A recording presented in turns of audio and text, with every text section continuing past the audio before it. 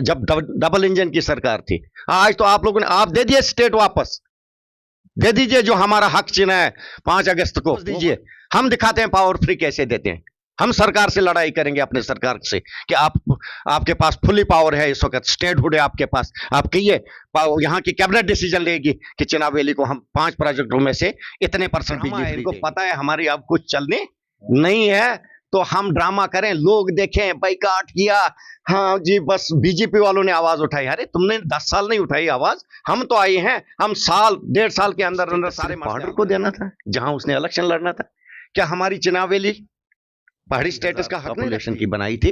शुक्र है कैसे बच गया, अगले बचने वाला तो इनमें से कोई। इतने पावर प्रोजेक्ट चल रहे हैं, बीजेपी के अलावा वहां किसी को मजदूरी मिलती है, ना नौकरी मिलती है, ना ठेके मिलते हैं। ये बड़ी डेवलपमेंट हो गई हमारे किश्तवाड़ की, दर्द थी पूरी चिनाब वैली की।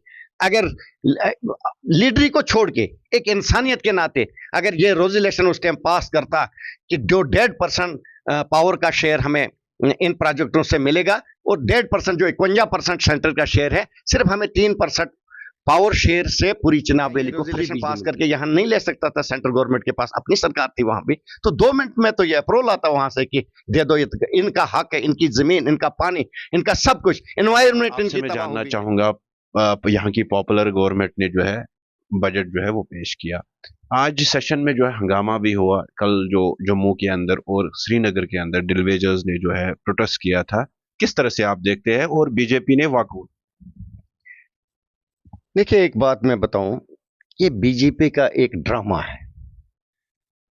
2014 से 2024 तक इनकी सरकार भी रही, एलजी शासन भी इन्हीं का था। क्योंकि डबल इंजन सरकार जब है, एलजी को बिठाओ या चुने हुए नुमाइंदे बिठाओ, सरकार तो इन्हीं की है, दिल्ली कंट्रोल तो दिल्ली से है। इन्होंने आज तक क्यों नहीं किया? अब इनको पता है कि उमर साहब वादाबंद है, दानादार, ईमानदार चीफ मिनिस्टर है, ये जो बोलता है वो करता है। ये सबको पता है कि आने वाले बजट तक, जो कि आज आपने सुना ऐवान में उमर साहब ने कमेटी भी तश्कील दी कि कितने डेली वेजेस हैं, किस किस डिपार्टमेंट में हैं, और आने वाले वक्त में उनको सबको अपने अपने तरीके से, अपने वो जो क्राइटेरिया फिक्स होगा परमानेंट करने का, वो हमारी सरकार में होंगे और हम वादाबंद हैं, हम करके रहेंगे। रहा बीजेपी का सवाल, कल एक बीजेपी वाला मीडिया वालों को बोल रहा था कि ये जो जीआरएस हैं बेचारे, इनको क्यों नहीं गवर्नमेंट परमानेंट कर रही है। अरे मैं उस भाईजान से पूछना चाहता हूं कि जब 4 महीने अगस्त के महीने में आपके बीजेपी हेडक्वार्टर जम्मू में एनवाईसी, सीआईसी ऑपरेटर और जो जीआरएस थे, उन्होंने धरना दिया, तो तब आप लोगों ने क्यों नहीं किया? आज क्या याद पड़ी? आज ये कि हम किस मुंह से, अब जब उमर साहब की सरकार इन सब मसलों को हल करेगी, तो हम किस मुंह से दोबारा इलेक्शन में लोगों के पास जाएंगे? ये ड्रामा कर रहे हैं। आपने ये नहीं देखा कि हॉस्टल में जो हमारी एनआरएचएम की नर्सें बेचारे, हमारी बहनें, उनको कैसे घसीटा गया, कैसे उनको लताड़ा गया, कैसे पुलिस का इस्तेमाल किया गया। आज ये तेल डालते हैं, डेली वेजर्स को चुक देते हैं कि हाँ आप जाइए धरना करिए। डेली वेजर्स को हम यकीन दिलाना चाहते हैं कि आप मुतफिक रहिए, हम अपने वादे पे पाबंद हैं, हमारी सरकार आपको कंटिन्यू करेगी और करके रहेगी। रहा सवाल बीजेपी वालों का, मैं उनसे एक सवाल करता हूं, ये तो छोड़िए जो स्टेट के डेली वेजर से इनका मसला, हमारा मसला है, अपना मसला है, हम भी डेली वेजर हैं, हम भी एमएलए कोई परमानेंट नहीं होता है, वैसे वो डेली वेजर्स हैं, उनका मसला हल करने के लिए 50 से 55 एमएलए एक साथ खड़े हैं। हम सरकार का हिस्सा हैं, हम इनको करके रहेंगे और इनको परमानेंट करके रहेंगे। रहा सवाल इनके हाथ में क्या है, इन्होंने 6000 वीडीसी एसपीओ फैमिलियों को तबाह करके रखा है। इनको वोट बैंक बना के इनके साथ झूठ और फरेब किया गया। मैं चाहता हूं आज होम मिनिस्ट्री इनके पास है, करिए ना उनको परमानेंट, निकालिए 4-4 साल की इनकी तनख्वाह।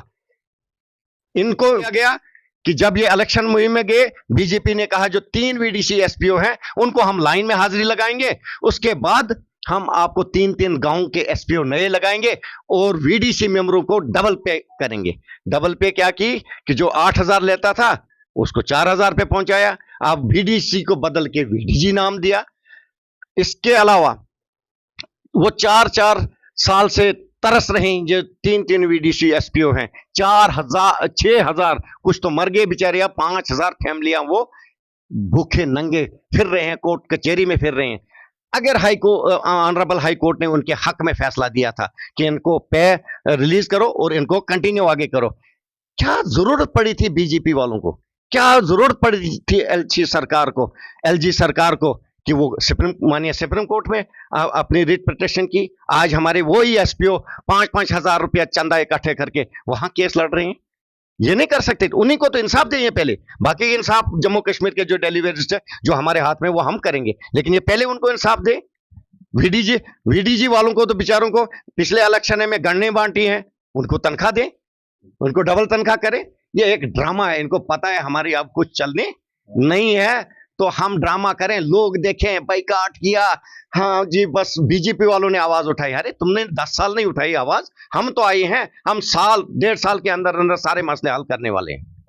शर्मा जी, ये भी मैं जानना चाहूंगा, जिस तरह से हम देख रहे हैं कि सदन में जो है लगातार चर्चा हो रही है आपके इलाके की कि वहाँ पे हॉर्टिकल्चर में जो है बूस्ट होना चाहिए, एग्रीकल्चर सेक्टर यहाँ पे चाहे भद्रवाह की बात करें चाहे किश्तवाड़ की बात करें, ऐसी बातें आ रही है। तो क्या आपको लगता है कि वहाँ पे उस तरीके का कैलिबर है जहाँ पे हॉर्टिकल्चर, एग्रीकल्चर या बाकी चीजें?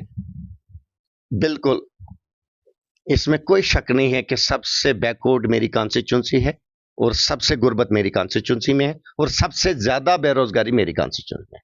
उसको बूस्ट करने के लिए एक तो मेरी कॉन्स्टिट्यूंसी की जरूरत है कि मेरी कॉन्स्टिट्यूंसी को, जैसे मड़वा वैली है, वाड़वन वैली है, सिंहपुरा वैली है, सिंथन टॉप है, सिंथन मैदान है, बिमल नाग है, ऐसी जैसे मुगल मैदान, छात्रों, ये चीजें हैं जहां कलनाग है, शारी है, सर टॉप है, ऐसी जैसी चीजें हैं कि जहां टूरिज्म को बूस्ट किया जाएगा। अगर मेरा इंद्रवाल टूरिज्म मैप पे आया, मैं वादा बंद हूं कि मेरे